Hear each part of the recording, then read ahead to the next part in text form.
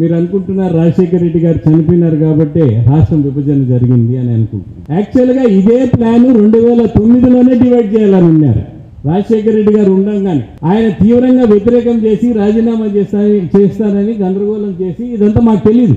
పై లెవెల్లో జరిగింది. Same way 2014లో చేసిండేదే 2009లో చేయాలని ఉన్నారు.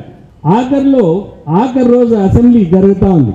నేను చీఫ్ విప్గా ఉన్నాను. ఆ రోజు ఈ రెజల్యూషన్ పెట్టు అన్నాడు.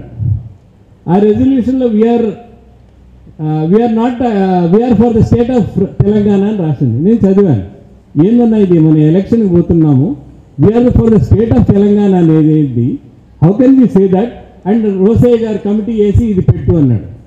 లేదన్నా ఇట్లా పెట్టినామంటే ఎలక్షన్ పోతుంది, ఏం మాట్లాడుతున్నారు, ఏంది ఇది అంటే, నా చేతిలో ఏం లేదు, కిరణ్ ప్రణబ్ ముఖర్జీతో మాట్లాడు అన్నాడు. నేను గాది వెంకటరెడ్డి గారు, మన నూజివీడు అప్పుడు మన పాలడుగు వెంకట్రావు దగ్గర 45 నిమిషాలు రాజశేఖర రెడ్డి గారు నలుగురు కాన్ఫరెన్స్తో ప్రణబ్ ముఖర్జీతో మాట్లాడి we are for the state of Telangana బదులు we are not against the state of Telangana చేసేదానికి మాకు దగ్గర 40 నిమిషాలు ఇది గెలిచిన తర్వాత మేము ఇది జరగదులే అని అనుకున్నాం. ఇది అన్ఫార్చునేట్గా జరిగింది.